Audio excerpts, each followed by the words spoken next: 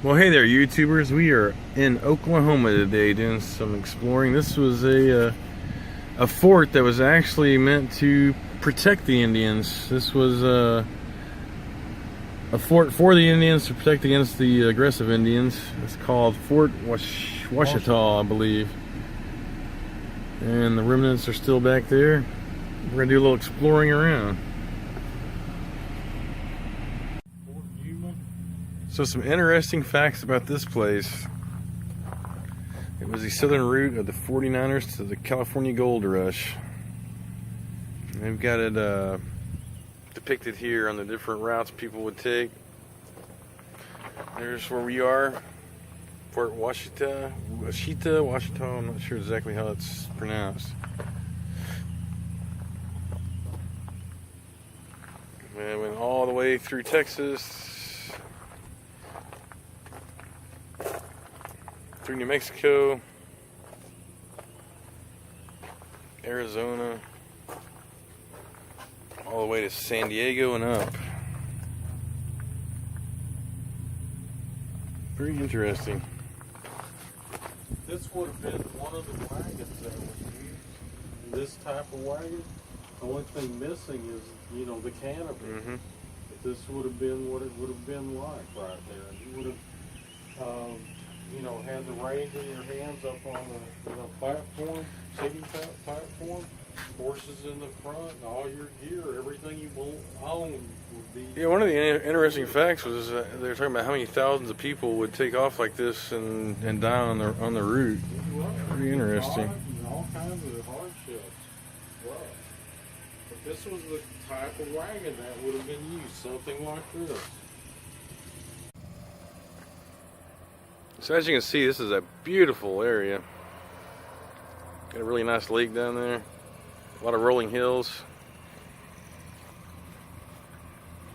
And we're about an hour and a half, 2 hours north of Dallas-Fort Worth area. So if you're in that area, this is an easy day trip to make. And this talks about the Chickasaw Trail of Tears.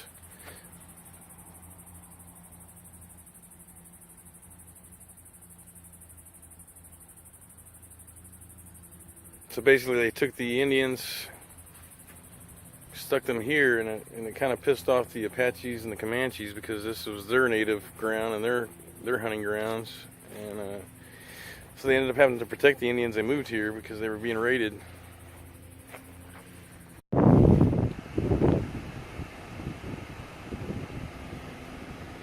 There's some of the remnants of the old fort.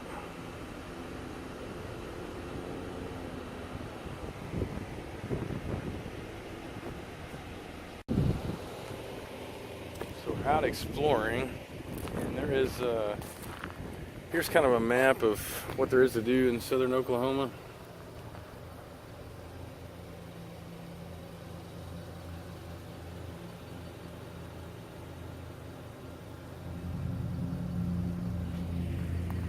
We're gonna look around at this fort here, a little more detail. There's an old cabin here, so we're gonna check that out.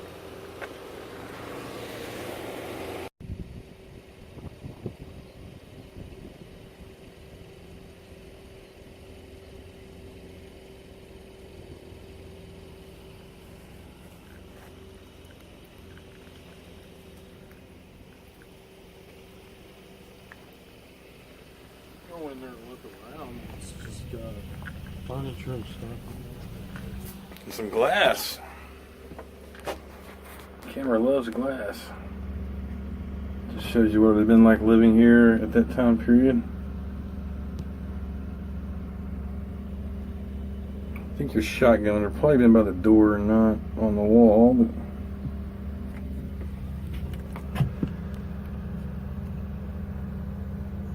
yeah.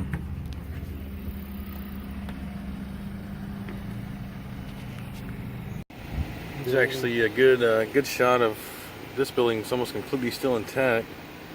Of course, it's missing a roof, and the other side's not there, but this side looks pretty good. They do have picnic tables out here and grills, so if you want to bring your family out here, it'd be a good little family trip too.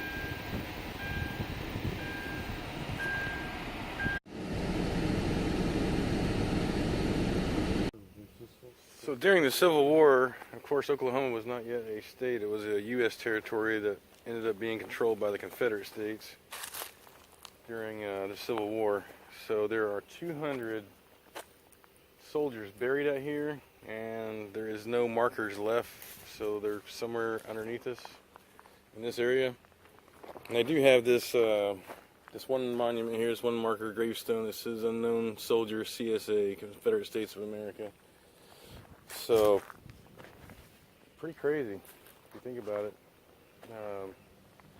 You know, I guess back in that time period, this would have been basically the middle of nowhere. But this is where a lot of training took place, and they, you know, when they took over from the United States, those states and those territories, they had to still have people in charge of controlling, you know, what the United States been doing with the Indians at the time. So here's one right here.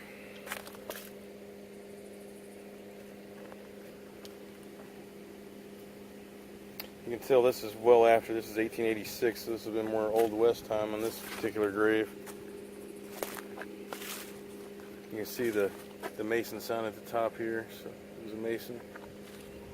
But interesting, very interesting. All right, guys, we get out here to Fort Washita or Washita. I'm not sure exactly how it's pronounced. One or the other. Get out here and check it out. It's actually really nice. It'll be a good little family day trip. See you guys.